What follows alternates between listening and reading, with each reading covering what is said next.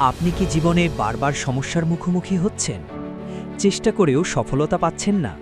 তাহলে আজকের এই ভিডিও আপনার জন্য। একটি ছোট আমল, ইস্তেগফার, যা আপনার জীবন বদলে দিতে পারে। ইস্তেগফার কি?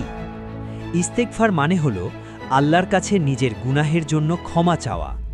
আমরা বলি আস্তাগফিরুল্লাহ, অর্থাৎ হে আল্লাহ, আমাকে ক্ষমা করুন। কুরআনে ইস্তেগফারের গুরুত্ব: তোমরা তোমাদের রবের কাছে ক্ষমা চাও, তিনি আকাশ থেকে বৃষ্টি বর্ষণ করবেন এবং তোমাদের সম্পদ ও সন্তান বৃদ্ধি করবেন।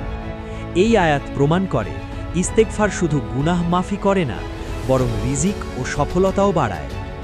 ইস্তেগফার করলে কি কি লাভ? মনের অশান্তি দূর হয়, রিজিক বৃদ্ধি পায়, সমস্যা সহজ হয়ে যায়, আল্লাহর রহমত নেমে আসে। অনেক মানুষ শুধু ইস্তেগফার করে জীবনে বড় পরিবর্তন দেখেছে। কিভাবে ইস্তেগফার করবেন? প্রতিদিন অন্তত 100 বার বলুন আস্তাগফিরুল্লাহ। সকাল ও রাতে বলুন, হাঁটতে চলতে বলুন, মন থেকে বলুন।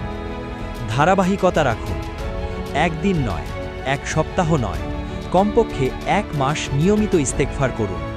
ইনশাআল্লাহ আপনি নিজের জীবনেই পরিবর্তন দেখতে পাবেন। আল্লাহ আমাদের সবাইকে বেশি বেশি ইস্তেগফার করার তৌফিক দিন। আমিন।